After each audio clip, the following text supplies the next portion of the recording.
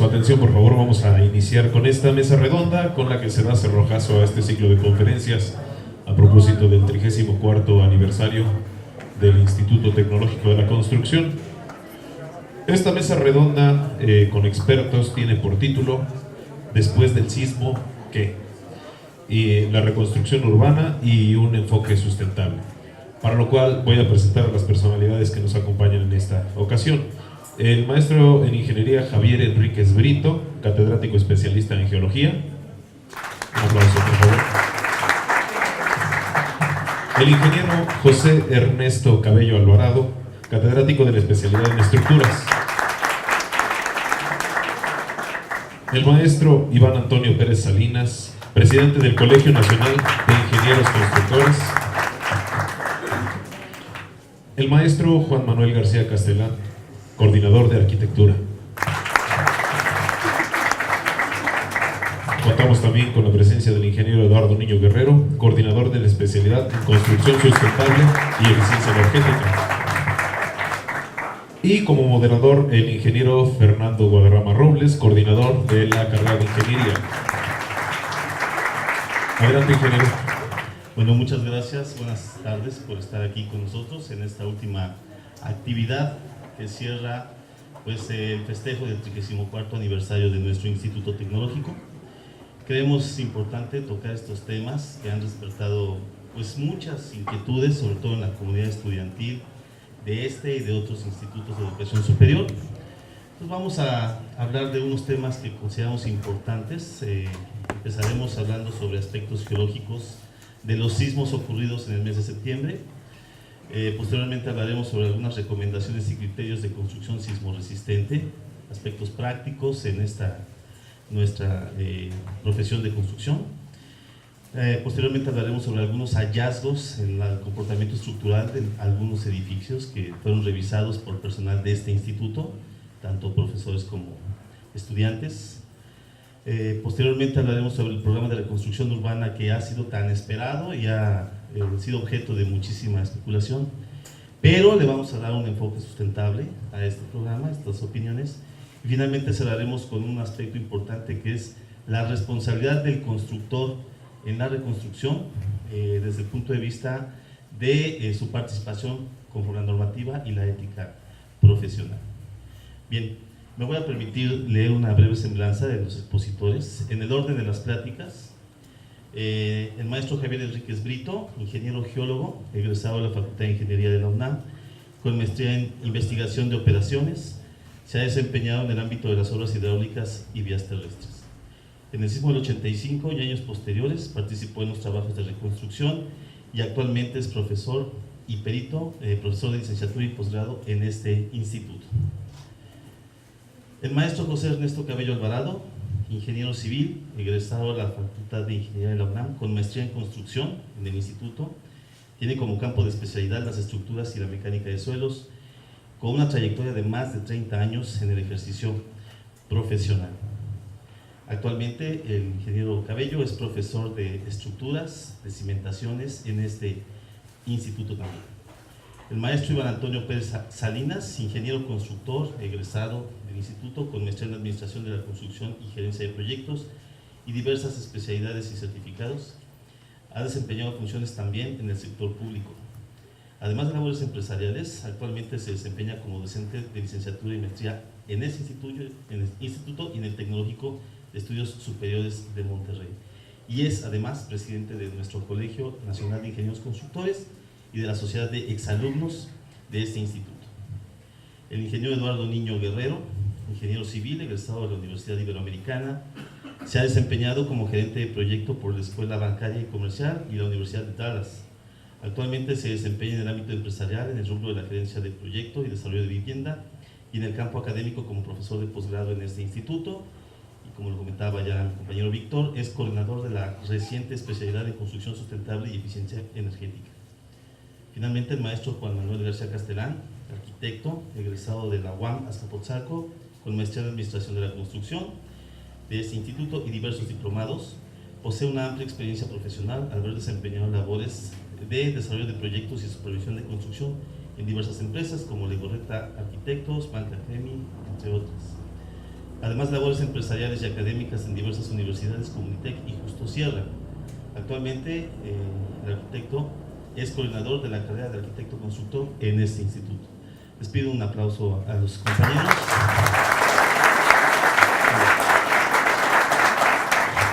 Muchas gracias. Vamos a empezar hablando sobre algunos aspectos geológicos de los sismos ocurridos en el mes pasado. Le cedo la palabra al maestro Javier Enríquez Vito. Bien, hablaré brevemente de lo que ha estado ocurriendo. No sé si vamos a proyectar algo. ¿Sí? ¿No se ve nada? Voy a ser muy breve, para no robarles demasiado tiempo. La próxima, por favor, la siguiente.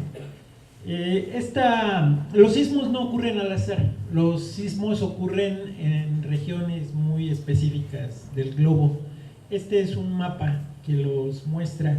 Destaca las márgenes del Océano Pacífico y algunos en el centro de los océanos. La siguiente.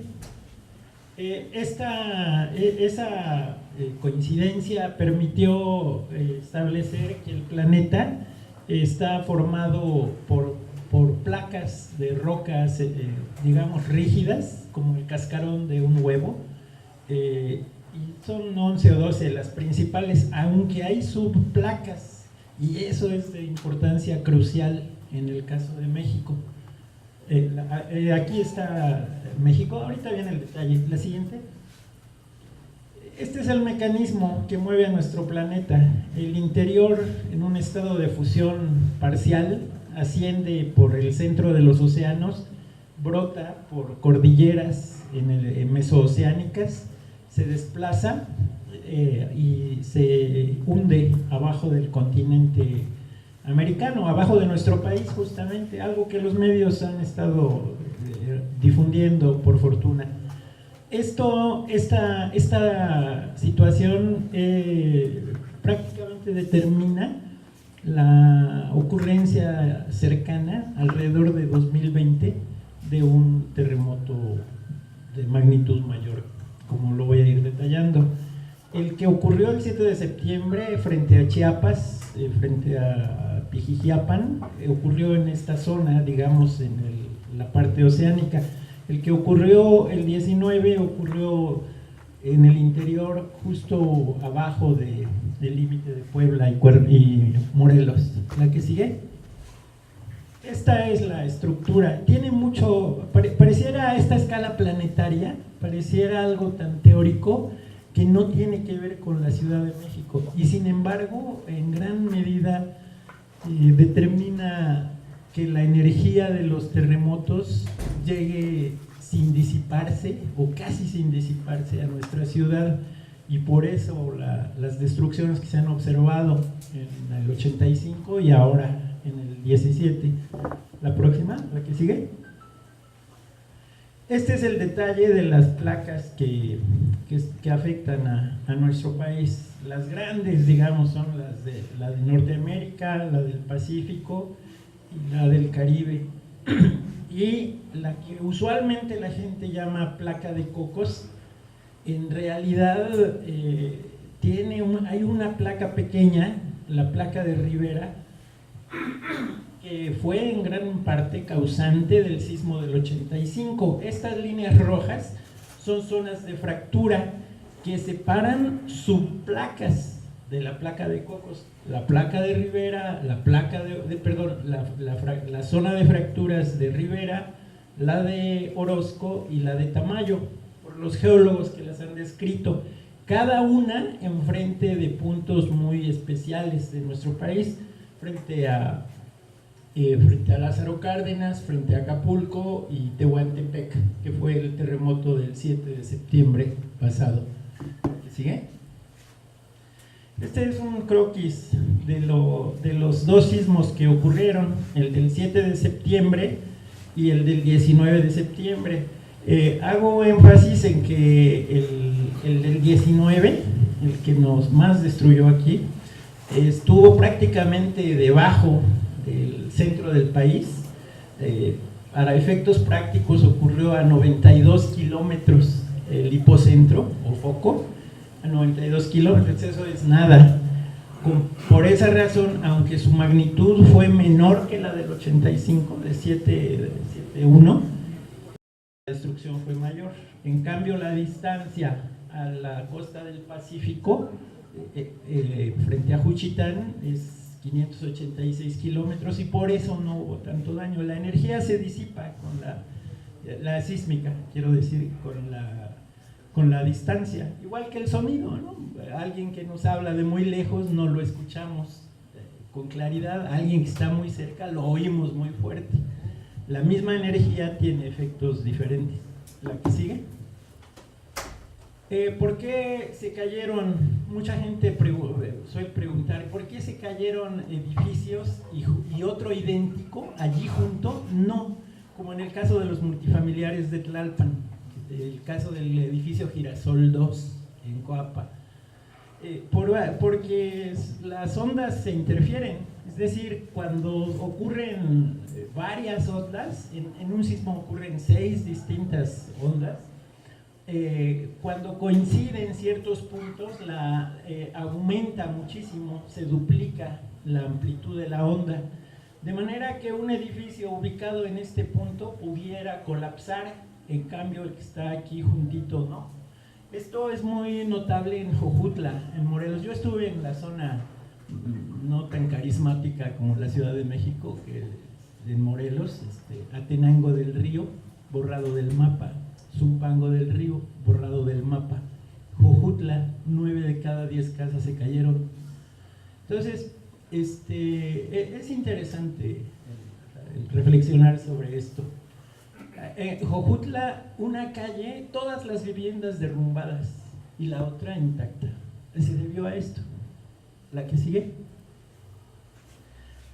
Luego, conviene, estamos entre gente profesional, conviene saber que la magnitud es la energía que libera un sismo. La energía hay una fórmula que no está aquí, no hay matemáticas aquí, pero es básicamente una escala logarítmica, de manera que una pequeña variación, digamos en una décima de grado, de 7.1 a 7.2, libera 32 veces más energía. Por esa razón, para poder igualar, entre comillas, un sismo de 8.1, se requerirían 3.000 sismos de 7.1.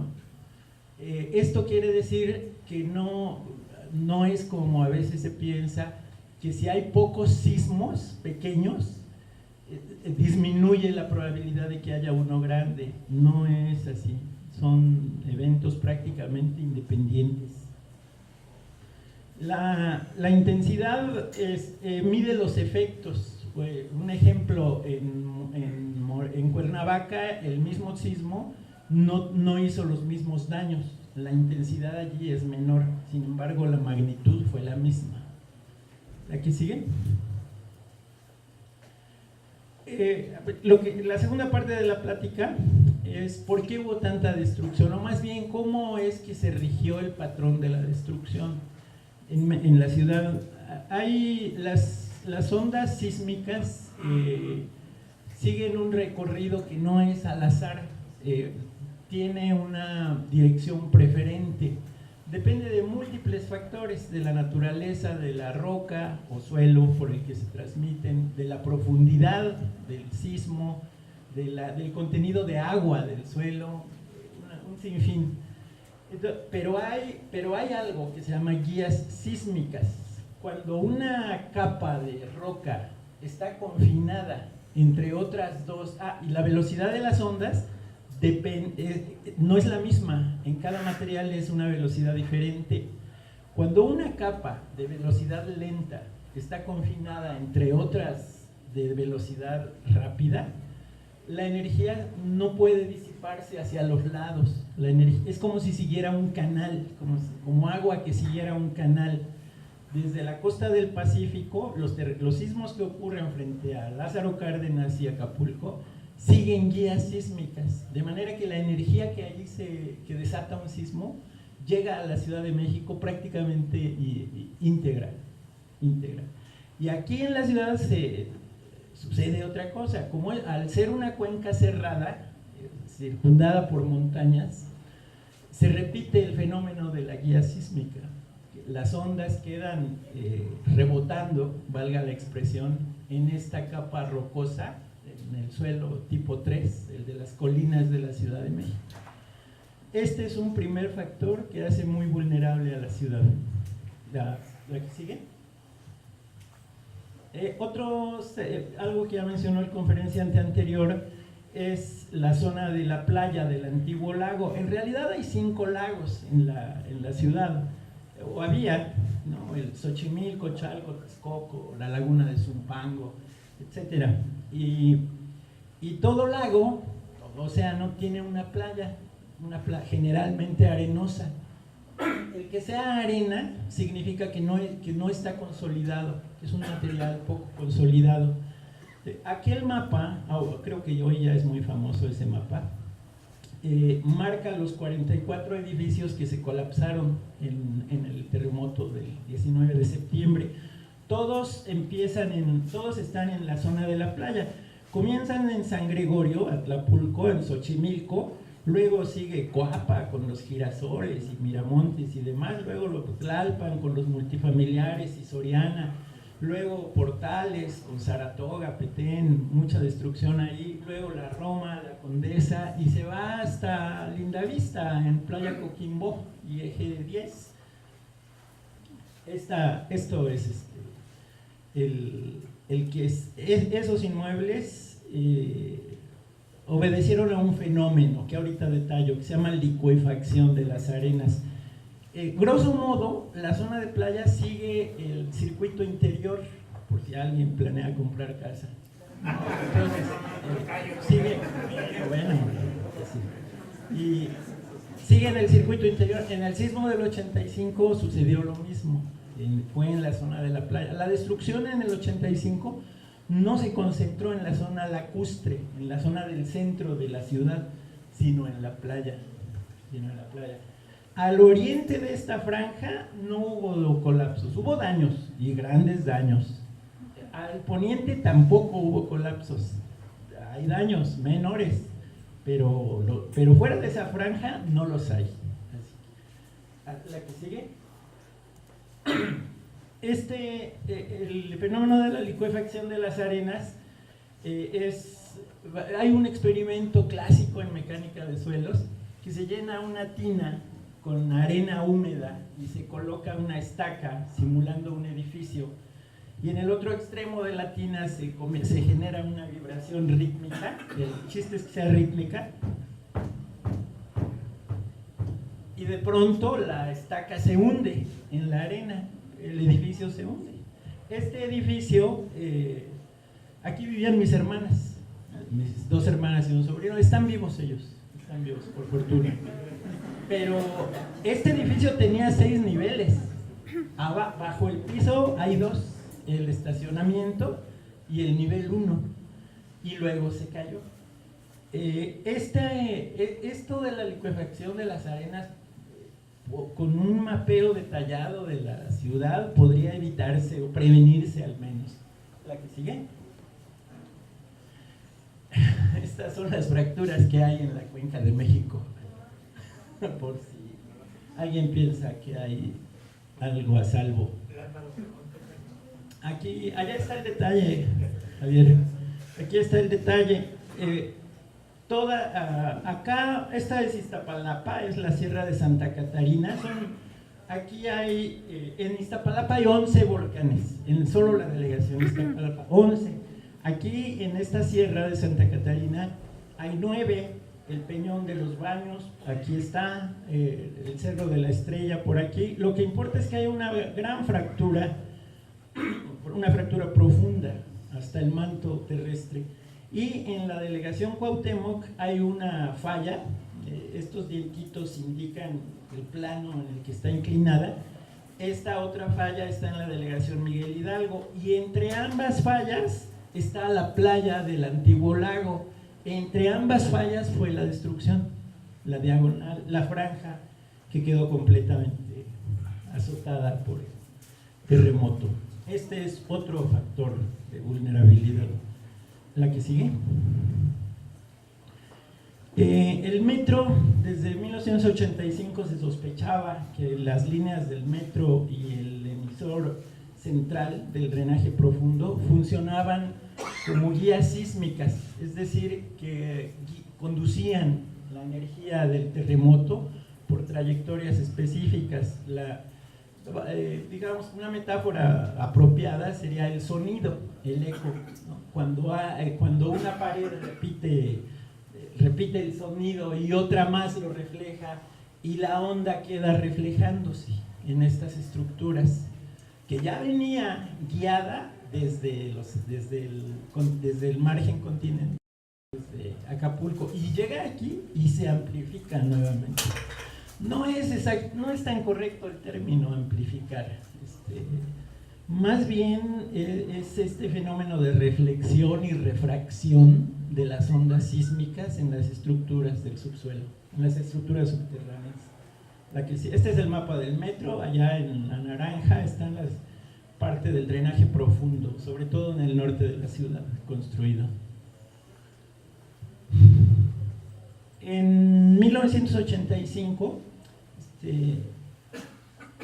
se cayeron edificios, sobre todo entre 7 y 15 pisos. Quiero decir colapsados. Hubo otros que se dañaron, pero colapsados prácticamente todos fueron entre 7 y 15 pisos. Ahora en el 2017, sobre todo, se cayeron edificios entre 4 y 7 pisos. Esto se debe a, tiene que ver la resonancia. Los edificios son como si fueran la cuerda de una guitarra. Una guitarra, digamos, el intérprete controla el tono acortando la longitud de la guitarra y alargando la longitud. El edificio es esa cuerda, una cuerda más corta o más larga, vibra de acuerdo con la frecuencia del sismo. Si coinciden, por desgracia, la onda se amplificará. Cuando dos guitarras se afinan igualito, una puede estar aquí, la otra a 10 metros, y cuando pulso la de acá, la otra suena solita. Es por la resonancia. Los edificios resuenan. Muchos cayeron por eso. La que sigue. Aquí hay una comparación brevísima entre ambos terremotos, ¿no? Muchas personas me dicen que fue un sismo terrible, y lo fue, pero comparado con el 85 creo que no fue mucho, ¿eh? Ahora se cayeron 44 edificios, en el 85 se cayeron 350. Se cayeron ahora dañadas, hay 4,000 viviendas. En el 85, 50,000. Ahora hubo alrededor de 300 fallecimientos en la Ciudad de México. En el 85 la cifra no es precisa, hubo muchas, 2,000 decía el gobierno, 10,000 la embajada de Estados Unidos. Se emitieron en esa semana 12,500 actas de defunción, y es una cifra más acertada. Y según los depósitos de cadáveres en la Magdalena Michuca, en el Parque del Seguro Social, en el estacionamiento del Estadio Azteca, ya con esas zonas da idea de cuántos cuerpos eran. Probablemente fueron más de 50,000. La magnitud, ya se ha dicho, 7,1 ahora, 8,1 en el 85. La distancia 78, justo casi abajo, y la distancia 350 kilómetros. La que viene, por favor. Esta frase era de un famoso ingeniero. Es difícil pronosticar, sobre todo el futuro. Sí, porque mucha gente después de un terremoto afirma que lo había predicho. No es así. Hay una definición precisa de qué significa pronosticar un sismo, y significa decir qué magnitud va a tener y en qué momento va a ocurrir, con muy poca varianza, ambos parámetros. Sin embargo, Se sabe ya que hay eventos premonitores, eventos que lo anteceden. Por ejemplo, uno muy obvio sería el periodo de recurrencia del terremoto. Por ejemplo, sismos de más de 8, de magnitud mayor que 8, que han afectado a la ciudad. En 1875, el siguiente en 1910, el siguiente en 1950, el siguiente en 1985 y entre signos de interrogación 2017. Esto quiere decir que el periodo de recurrencia es alrededor de 35 años, Así que si el último fue en 1985, hay que sumarle 35 años para saber cómo, cuándo. Luego, hay algo que se llama zonas de quietud, es decir, los sismos se originan sobre todo en el margen del continente. La zona que ha estado muy quieta en los últimos 40 años es la subplaca de Tamayo frente a Acapulco. Por eso se espera un gran terremoto allí. Entre más tiempo pase, más intenso será, mayor energía acumulada. Entonces, eso es casi podríamos hablar de un hecho, ¿no? Bueno, se sabe que va a ocurrir, no sabemos cuándo. Como un taxi, yo salgo a tomar un taxi y pasa 1 minuto y no llega, 2 minutos no llega, 3, 35 minutos, ya está cerca, pero no sé cuándo, pero va a llegar. En vez de taxi, hablemos de terremoto, sismo, y en vez de minutos, años. Ya han pasado 32 años y no ha llegado. Sabemos que va a llegar. Luego viene, hay un gas, es radón. Semanas antes del sismo, de un sismo intenso, hay emanaciones de radón detectables con equipos. También la temperatura del agua en manantiales sube, también se ha registrado. Cambia la resistividad eléctrica de los terrenos justo antes de un sismo. También cambia el campo magnético el geomagnetismo. Hay modificaciones en el campo magnético, porque el interior de la Tierra es metálico y está en movimiento. Es níquel y fierro, son materiales ferromagnesianos magnéticos. Y entonces, al estar girando, producen un campo magnético, el que nos mantiene a salvo de muchos eventos astronómicos. Eso tiene que ver con el comportamiento de los animales, lo han estudiado los sismólogos chinos. En el interior de nuestros oídos hay piedrecillas, se llaman otolitos, oídos, litos, piedra, que son los que nos permiten mantener el equilibrio. Algunos animales lo tienen también. Y son piedrecillas paramagnéticas, son magnéticas, de manera que cuando cambia el magnetismo antes del sismo, los bichos lo sienten, pero no es que los perros ladren y los gatos se suban por los techos porque saben que va a temblar, sino que se les trastornó el oído, se les trastornó el sentido del equilibrio, entonces dan vueltas, suben, bajan. Ese es el comportamiento extraño, el mismo que guía a las palomas mensajeras. Y cambios topográficos, la Tierra se hincha. Cuando una placa está empujando al continente, el continente tiende a elevarse. Esto, la fauna que vive donde rompen las olas, cava sus agujeros, sus madrigueras allí en el oleaje, y se tiene perfectamente todo el registro geológico de las madrigueras a ras del mar, a 3 metros, a 6, a 10, a 30. Esa topografía, ese cambio es registrable justo antes del sismo, y la gravedad cambia. Desde la secundaria se nos ha dicho que el valor de la gravedad es fijo, eso que es una constante. No es así, es un valor que cambia en el sexto decimal, pero es justo en ese sexto decimal. Es gracias a ese sexto decimal que los sismólogos pueden tener un rasgo premonitorio. La que sigue, si es que hay. El sismo que viene.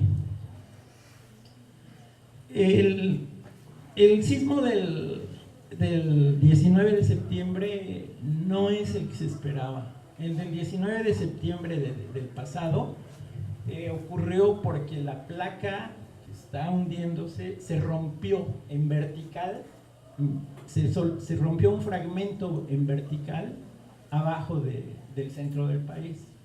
Pero esa clase de sismos son distintos de los que se originan en la margen continental, donde está empujando la placa. De manera que el que se espera no ha ocurrido. El que se espera es por subducción, por el empuje de las placas. Y esos tienen un periodo de recurrencia de 35 a 40 años. Los otros, el que ocurrió el pasado, se repiten cada 70 años en promedio. Solo ha habido 2 en 70 años. En Puebla, Aquiles Cerdán, y ahora en Azochiac, Morelos. Y frente a Acapulco está la zona de quietud, que no ha tenido desplazamiento y que está siendo monitoreada ahora por decenas de barcos oceanográficos y geólogos y geofísicos. ¿Hay más? Ah, ya. A veces dice la gente, fue casualidad que ocurrieran los dos en el 19 de septiembre. ¿No hay algo raro? ¿No está llegando el apocalipsis? No se ve esta hoja, y qué bueno que no se ve, ¿no? ¿Quién lo leería? Pero lo que trata de resaltar todos esto, aquí son 44 sismos, 44 en los últimos 20 años. No es tan raro que ocurran en el mismo día. Es como ahorita que estamos aquí reunidos, la probabilidad de que 2 personas cumplan años el mismo día es alta. Si él tiene una fecha de cumpleaños, si yo quiero saber si la probabilidad de que yo haya nacido el mismo día es baja, pero si somos 3, ya la probabilidad de que 2 los cumplan aumenta, y 4 y 5, y va aumentando hasta que ya, cuando hay un grupo de 300, la probabilidad es más del 50%. Si tenemos más de 300 sismos, mayores que 7, la probabilidad es más del 50%, mayor que un volado. Es decir, es estadística, no apocalipsis. ¿La que sigue? Se terminó. Ya, terminamos. Muchas gracias, maestro.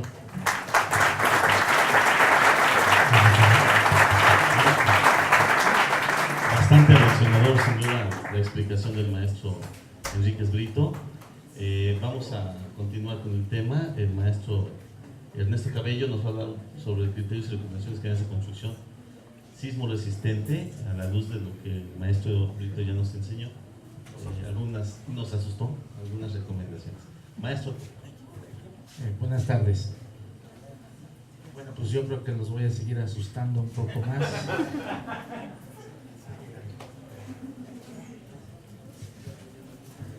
La plática que me toca dar a ustedes se llama Criterios y Recomendaciones Generales de Construcción en una edificación que se considera sismo resistente.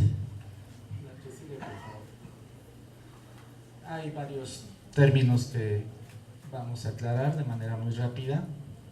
¿Qué es una construcción sismo resistente? Del lado izquierdo pues vemos una edificación aparentemente muy bien dibujada, y del lado derecho una construcción pues sustentada en maderos y espacios muy abiertos, muy rudimentaria. La que sigue.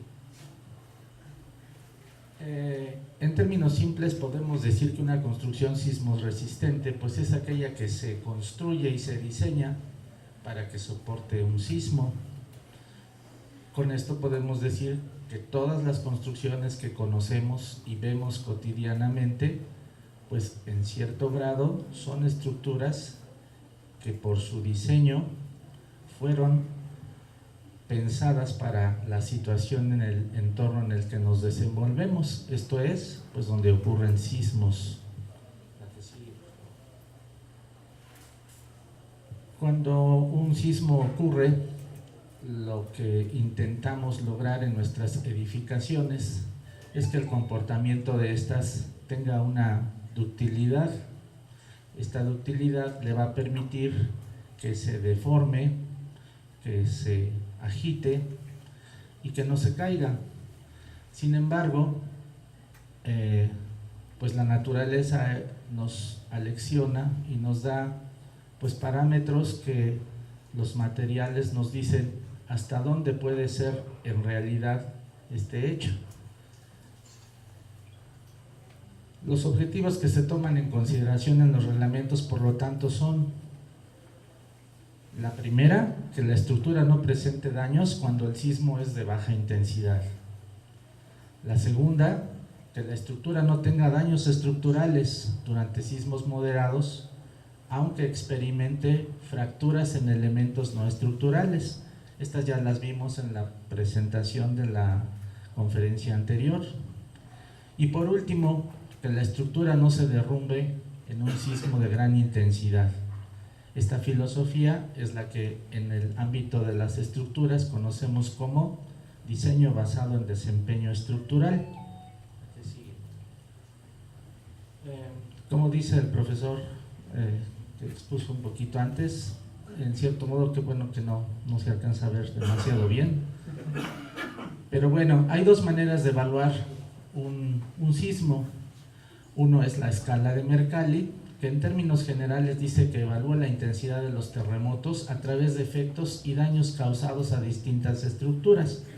Esto más bien es como la sensibilidad, cómo lo siente el usuario que ocupa una determinada edificación. Por ejemplo, en el primer número 1 dice: no es sentido excepto por algunas personas bajo circunstancias especialmente favorables. La que sigue. Y en el número 12, destrucción total. Se ven casos sobre la superficie del suelo, líneas de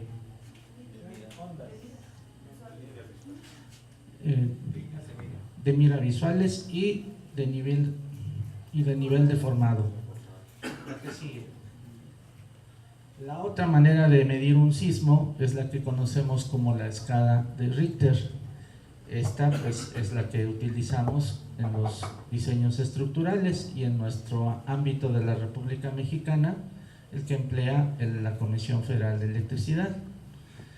Aquí igualmente, como platicaron un poquito antes, la magnitud Richter va desde un valor de 2, que se considera un microterremoto, hasta un valor mayor a 7.9, que es mayor. El 8 y superior, pues mejor no le ponemos nada porque no sabemos, ¿verdad? ¿Qué factores intervienen en el comportamiento de una estructura sismorresistente? Bueno, para que esto se cumpliera, tenemos que tomar en consideración todos estos factores que limitan que estas estructuras tengan ese comportamiento. El primero, que es el básico, es a dónde ocurre el sismo, o sea, la zonificación. La calidad de los materiales que empleamos, la arquitectura del proyecto, la congruencia entre lo que se proyecta y lo que se construye. Aunque ya lo platicaron los expositores anteriores, pues bueno, aquí vemos la zonificación sísmica de la República Mexicana en el Manual de Comisión Federal de Electricidad, el actual de 2015, donde pues podemos darnos cuenta aproximadamente las intensidades sísmicas de acuerdo a donde está la República Mexicana. En Monterrey tenemos como una intensidad sísmica baja. En el centro de la ciudad, una intensidad sísmica moderada. Conforme nos vamos acercando hacia el Pacífico, una intensidad sísmica alta. Y en la orilla y Baja California, hasta muy alta. En el mapa de la República Mexicana, sin embargo, no toma en consideración situaciones locales que por el tipo de suelo pueden salir completamente fuera de lo que supuestamente consideramos como regionalización sísmica en la República Mexicana. Estos lugares denominamos que ocurre un efecto de sitio. El efecto de sitio no es más que encontrar estratos de suelo que son atípicos, como son los de la Ciudad de México, que en combinación con la regionalización sísmica del centro, pues hacen una intensidad muy superior a la que esperaríamos en las consideraciones generales. Aquí vemos la zonificación de la Ciudad de México, como decía mi compañero en la exposición anterior. La franja donde se suscitaron los mayores daños coincide en la zona que nosotros conocemos zona de transición. La zona de transición pues es, en términos generales, un lugar donde podemos encontrarnos tanto suelo con buenas características, digamos, de resistencia, hasta poder encontrar suelos de muy baja capacidad y pues muy alta sismicidad. La que sigue. Hablando de la calidad de los materiales, podemos decir que la norma oficial mexicana y la Sociedad Americana de Pruebas de Materiales nos especifica cuáles son las calidades y las características que deben tener los concretos, los morteros con los que unimos las piezas de mampostería, el acero de refuerzo que se emplea, las mamposterías naturales o artificiales, las maderas y los prefabricados. En relación a la arquitectura del proyecto, y esto es muy importante, el patrón de fallas en muchas edificaciones es la falta de consideración a la cuestión del cálculo estructural. En términos muy generales diría que la asimetría que provocan las geometrías arquitectónicas generan efectos muy fuertes de torsiones en los elementos. Ahí vemos en la parte superior una figura geométrica en forma de L, una T, una H, una Y y otra que pues no tiene forma, ¿no? En la parte inferior tenemos edificaciones que modifican en cuanto a su altura, y se trata ahí de anotar que debemos dejar juntas constructivas para romper un poco este esquema asimétrico que hacemos en las edificaciones. La que sigue. En cuanto a la altura, se presentan cambios drásticos en la configuración vertical.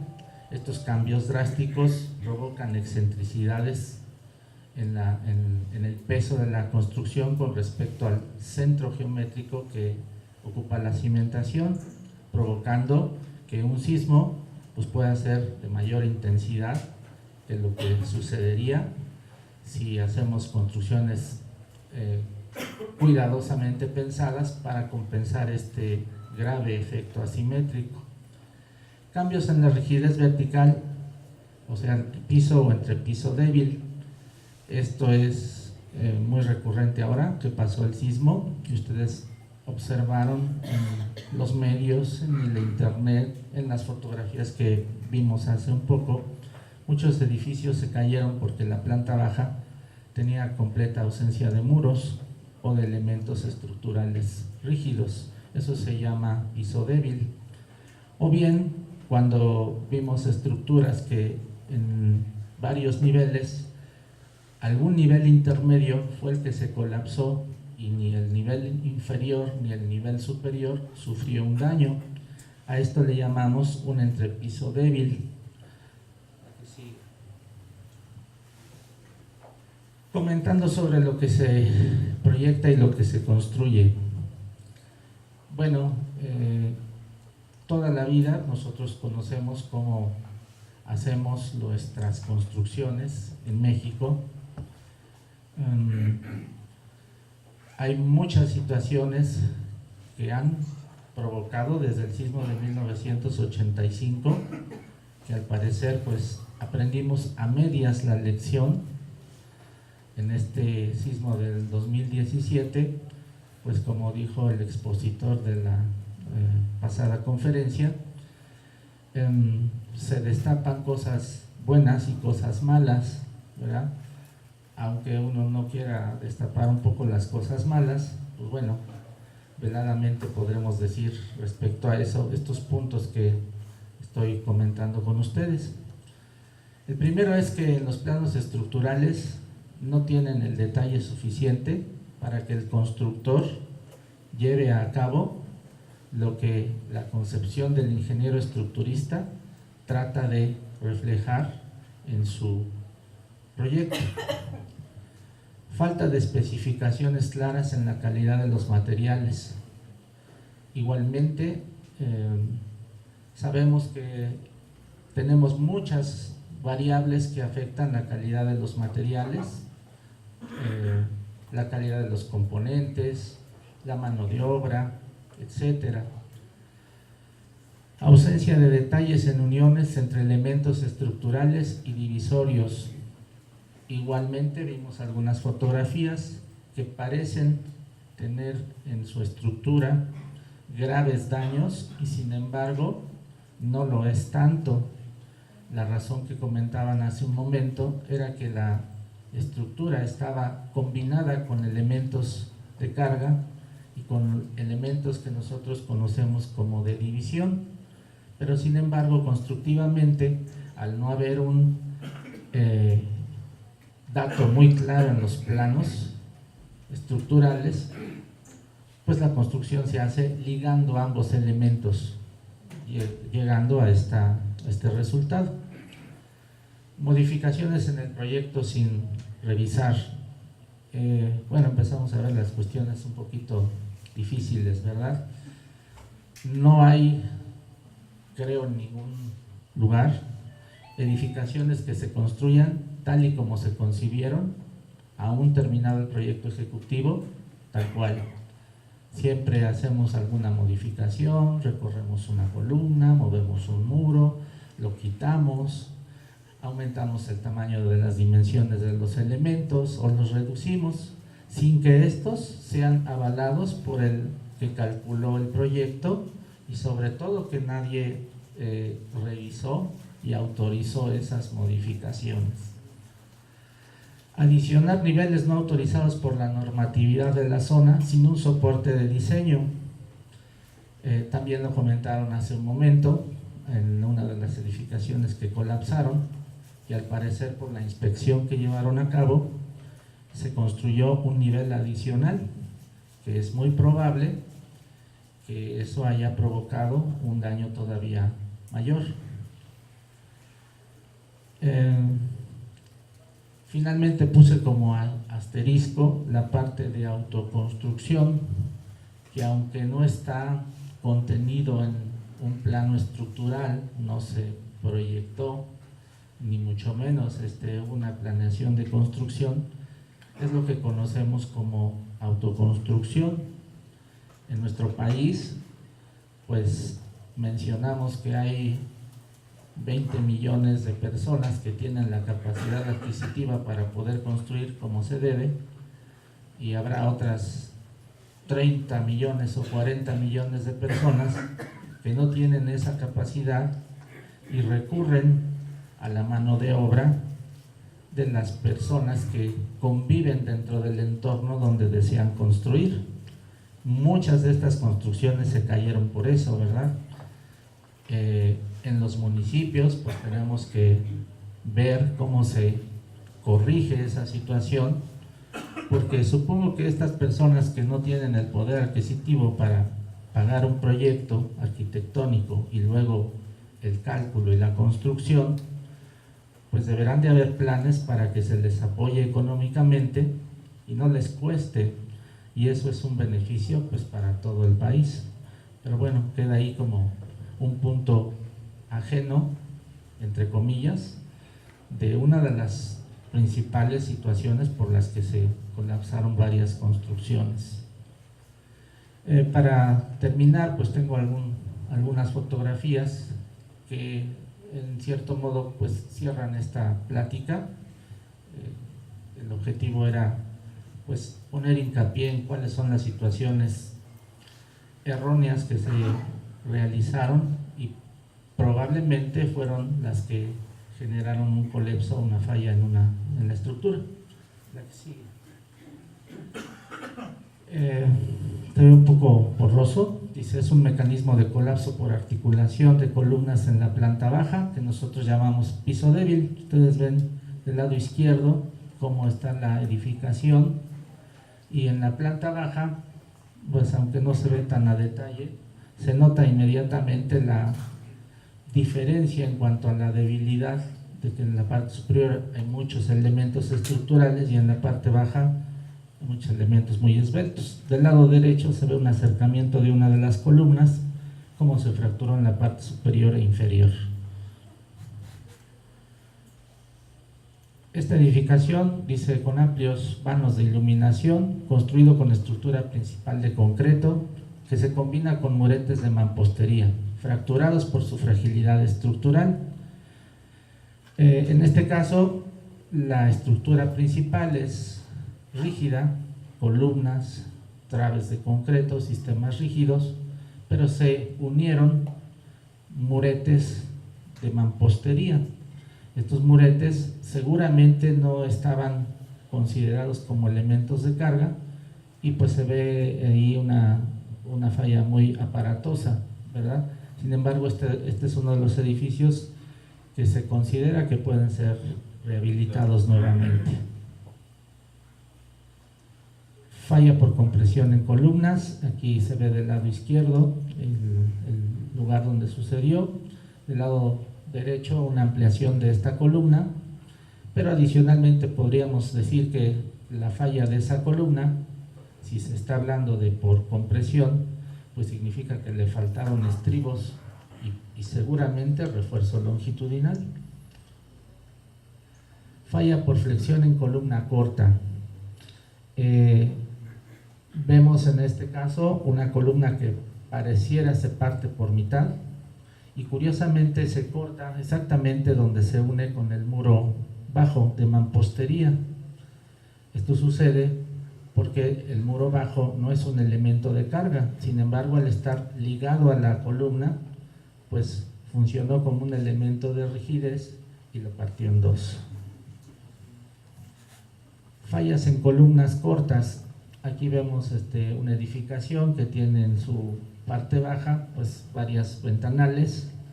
Entre ventana y ventana pues tenemos tramos de columnas cortas, pero si no se alcanza a ver muy bien en la imagen, se ve que tiene un escaso refuerzo longitudinal y transversal. Problemas de mal detallado, acero liso.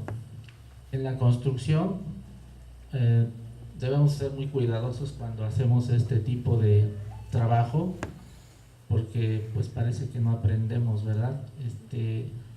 Hasta que se nos caen las cosas. Aquí desafortunadamente esa fotografía pues nos dice muchas cosas, ¿verdad?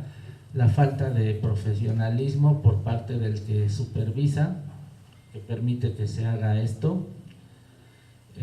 Es muy probable que sea la falta de conocimiento, pero pues bueno, mejor ni comentar nada, ¿verdad? La que sigue. Falta de estribos, acero liso y corrosión. Bueno, aquí aproximadamente pues serán 70 centímetros de longitud, y como ustedes observarán pues no aparece ni un estribo entre varilla longitudinal y otra, ¿verdad? Aquí salió muy oscuro. Dice problemas de anclaje por probable exceso de refuerzo. Esta fotografía ahí en lo oscuro se observan cómo se están amarrando un montón de varillas. Prácticamente serán unas 6 varillas abajo y llegan por el lado interior otras 6. Entonces, cuando tenemos problemas constructivos por un efectivo diseño, pero una mala visión constructiva, pues llegamos a que le decimos a los trabajadores de obra, pues no sé, pero en esta sección de 30 por 30 vas a meter 18 varillas de 1 pulgada y en la trave van a llegar 12 varillas de 1 pulgada. ¿Cómo las metes? Quién sabe, pero hay que hacerlo. Daño en columnas de una planta baja flexible, pues es una semejante a la anterior, ¿verdad? Ahora sí que milagrosamente ese edificio no colapsó, pero vemos del lado derecho cómo la parte inferior de las columnas prácticamente se deshizo. Roturas de cancelería por deformación en una estructura metálica. Bueno, aquí son elementos secundarios que obviamente sufren daños por el movimiento de las estructuras metálicas. Grietas en muros divisorios por falta de refuerzo perimetral en aberturas de ventanas. Aquí se alcanza a apreciar un poco la falla junto a la ventana del lado izquierdo y el ventanal corto. Cuando se hizo la revisión, se encontró que en el perímetro de las aberturas no había ningún refuerzo. En las clases de docencia pues se hace mucho hincapié que en las normas técnicas complementarias lo especifica muy claro que en todas las aberturas deberá de haber un refuerzo adicional en torno a aberturas. Pues esto ya tiene que ver mucho por el ahorro de los costos, ¿verdad? Pero a veces sale más caro. Grietas en interfaz entre traves y muros. No podría decir grietas en la unión porque un muro, en este caso que es un muro divisorio, no está ligado a la trave. Digamos que es la interfaz porque es el cambio de la trave al muro divisorio. Pues lo lógico es que aparezca esa fisura que no tiene ningún problema estructural. ¿Qué sigue?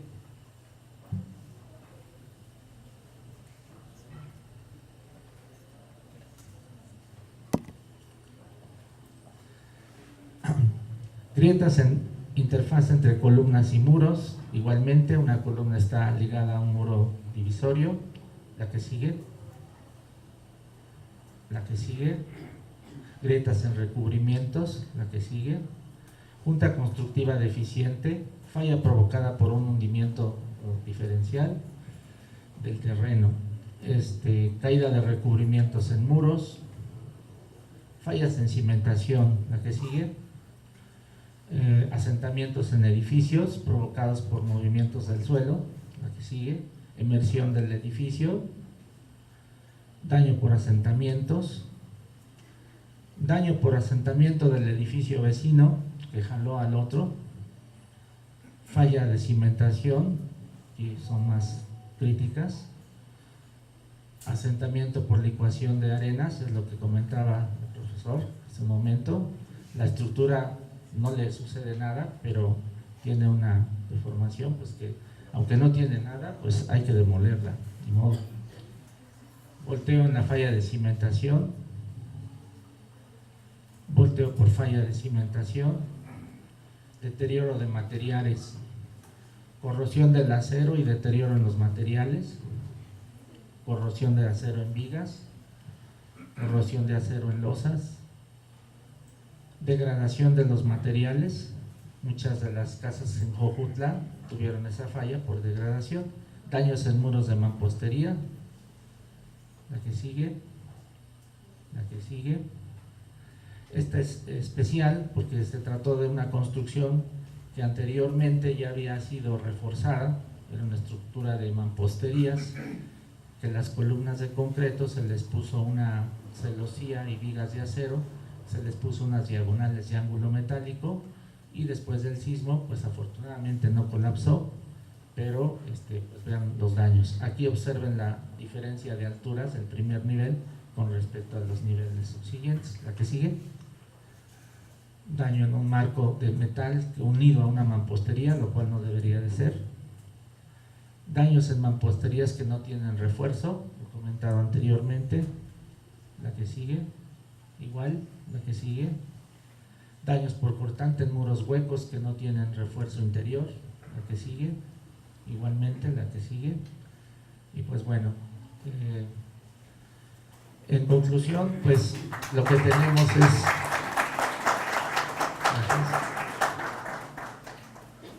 Basta con tener cuidado y atención con las normas de diseño que ya tenemos, que comparadas con cualquiera en cualquier parte del mundo son reconocidas. pero desafortunadamente no hacemos las cosas bien hasta que pasa algo malo. Muchas gracias. Muchas gracias, maestro. Por la situación del tiempo vamos a ser muy breves. La participación tanto del maestro Iván como el ingeniero Eduardo Niño y el maestro Juan Manuel García van a ser breves. Creo que es importante que platiquemos sobre algunos casos que se encontraron y lleguemos a lo que sigue de la reconstrucción urbana, que es fundamental para lo que es en la Ciudad de México, terminando un poquito de lo que es la responsabilidad del constructor. Vamos, por favor. Gracias, buenas tardes a todos. Pues realmente voy a ser breve. Varios de los casos que ahorita expuso el maestro Cabello los vamos a ver repetidos aquí, ¿sí?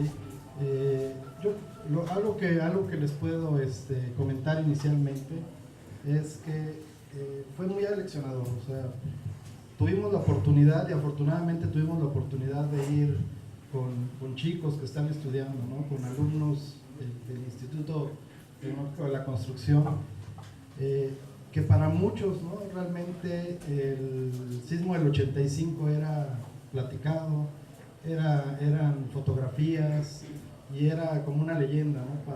para todos los chicos. Ya lo vivieron, ¿verdad? Hoy en día ya saben lo que puede hacer la naturaleza, y además nos afectó, pero nos afectó en todo el país. Y bueno, también con una combinación, ¿sí? Con una combinación de situaciones naturales. Hubo huracanes, hubo un sismo anterior, y después pega el sismo aquí directamente en la ciudad. Bueno, precisamente por eso este recuento, ¿verdad? Son 12 días después, y es importante, ¿no? Tomar en cuenta también estos aspectos que estuvieron sucediendo anteriormente, porque también hay que pensarlo, ¿verdad? El sismo anterior y algunos huracanes también debilitaron, ¿sí? También debilitaron las estructuras inicialmente, y el 19 de septiembre, ¿sí? Cuando llega el sismo, el último sismo, el último terremoto, pues ya encuentra a esas estructuras con alguna falla, con alguna grieta, y quizá con alguna fisura que después se convirtió en algo más grande. Entonces, yo les voy a presentar una serie de fotografías de todas las evaluaciones que estuvimos haciendo las brigadas, ¿sí? Principalmente en San Gregorio, y algunas que yo consideré importantes. Sí, adelante.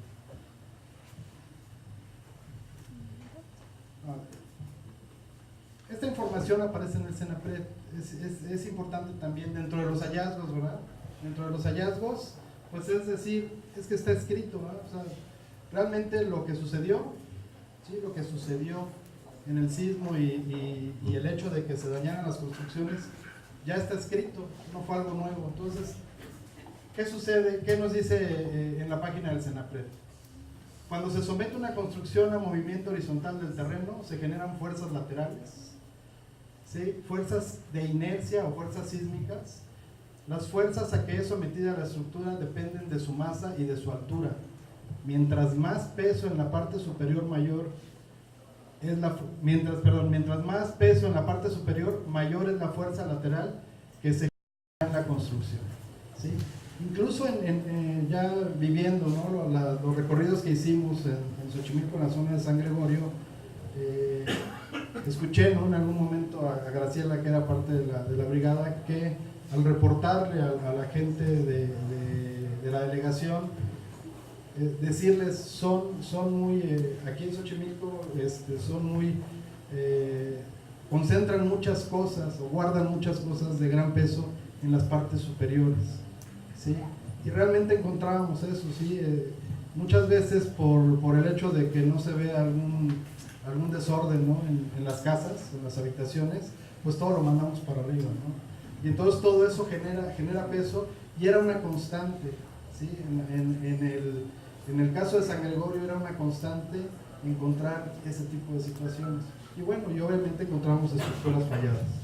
Sí, adelante. Bueno, pues lo que les decía, ¿verdad? Estos ya son imágenes, fotografías, con casos como los que nos platicaba el ingeniero Cabello, Pues encontramos en el sismo problemas por pisos blandos. Ahí está, esto es en San Gregorio, sí, adelante. También en San Gregorio, ¿verdad? Pisos blandos o pisos flexibles, sí, adelante. Y bueno, Villacuapa, ¿verdad? También.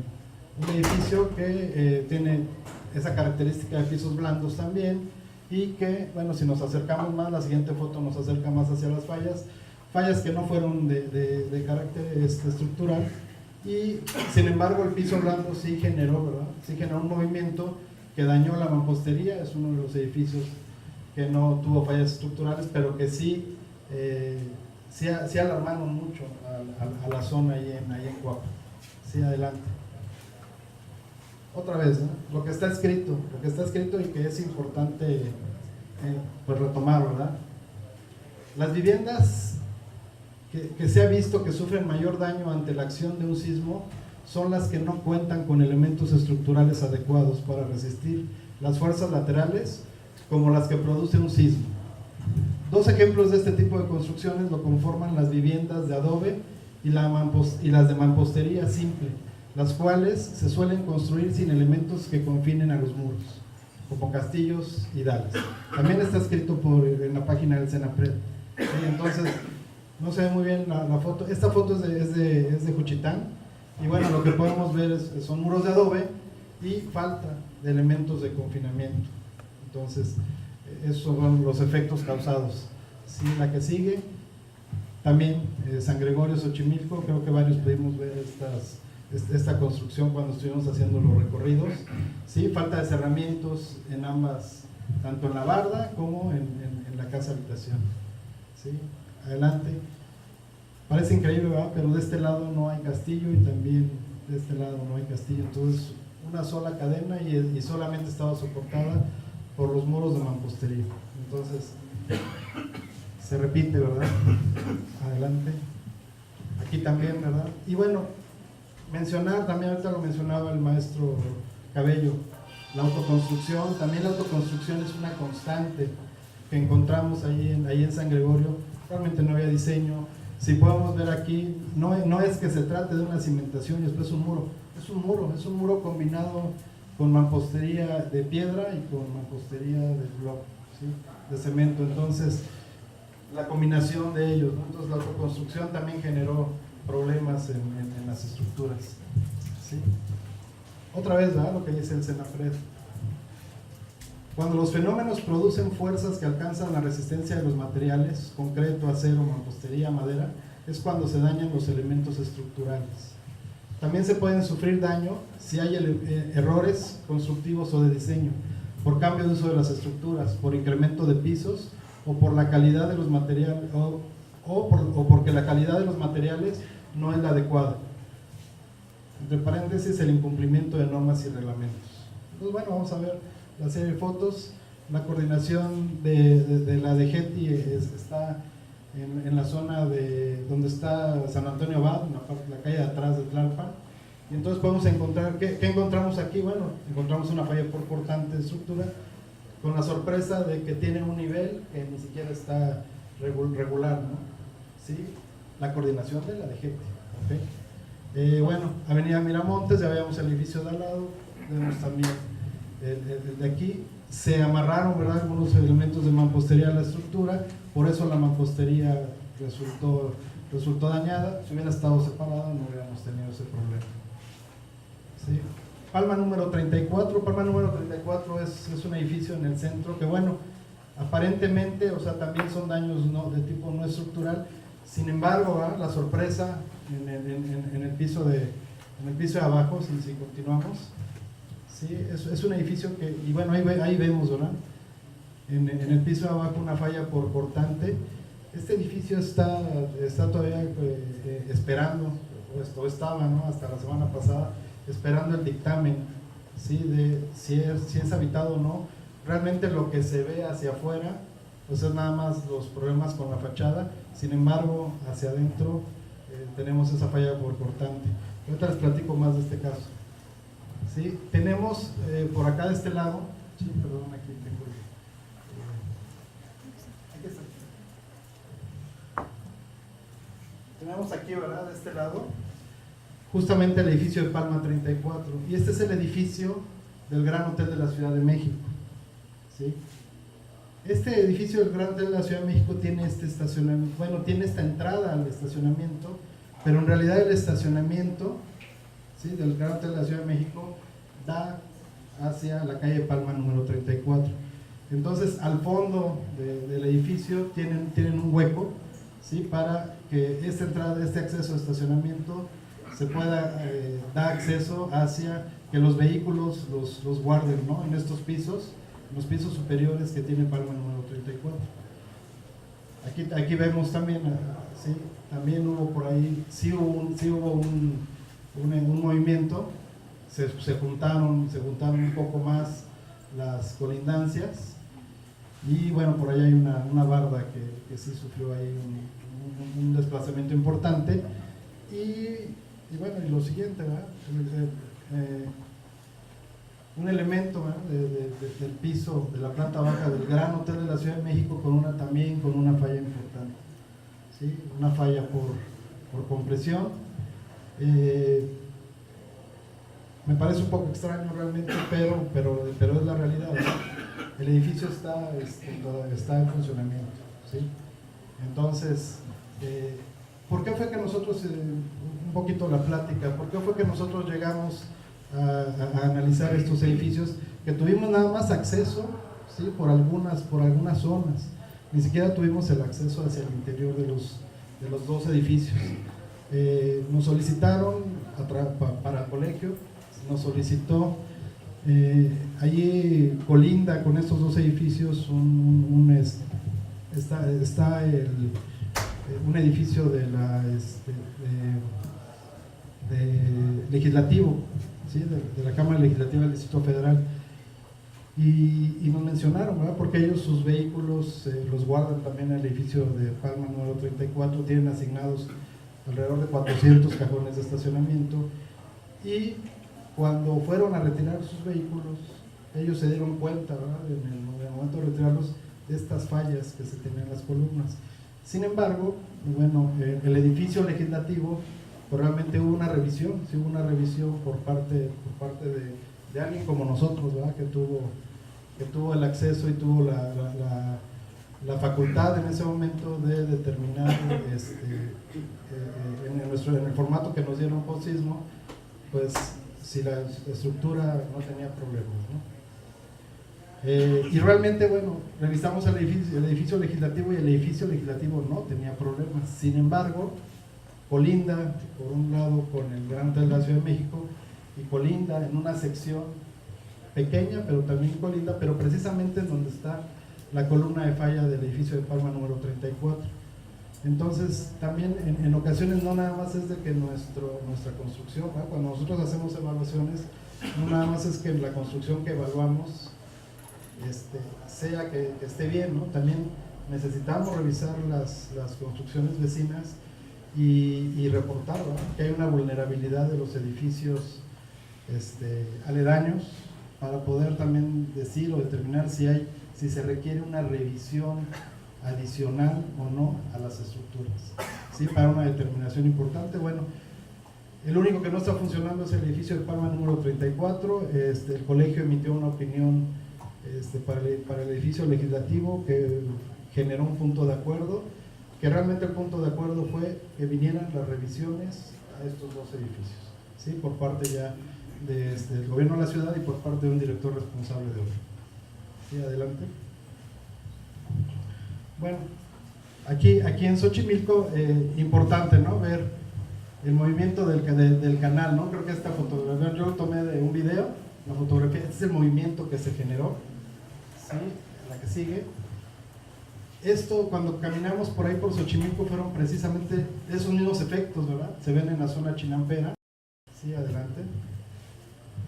Esto lo pudimos revisar también en los recorridos. Nos pidieron ahí en Xochimilco que hiciéramos algunas evaluaciones adicionales por estas situaciones.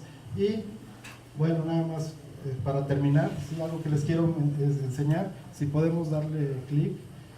Todavía seguimos trabajando nosotros ahí en San Gregorio, en Xochimilco, y se han estado haciendo, ¿sí?, vuelos con drones. Sin embargo, una aplicación geomática nos ha estado permitiendo, esta no está terminada, pero nos ha estado permitiendo ver todas esas evaluaciones que nosotros hicimos en campo, ¿sí?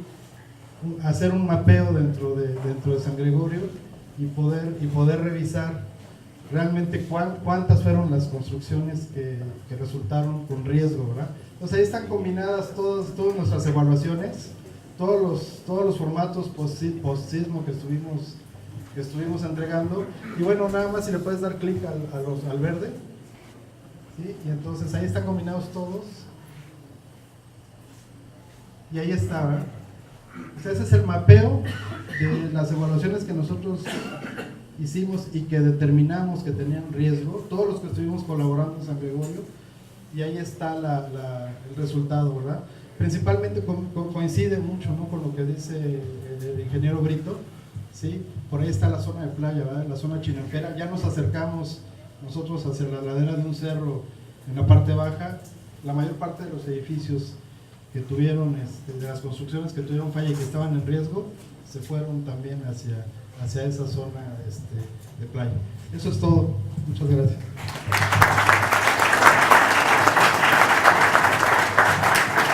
Muchas gracias, maestro. Por cuestiones de logística, parece que hay por ahí una programación de un transporte para las personas que nos visitan. Yo le ofrezco una disculpa al maestro García Castellán y al ingeniero Eduardo Niño. Por cuestiones de tiempo, pues ya no podemos tocar los temas tan interesantes que nos van a presentar, pero los vamos a subir a la página del instituto para que todos ustedes tengan acceso al enfoque tan importante que es la construcción sustentable que tenemos que llevar a cabo en la Ciudad de México.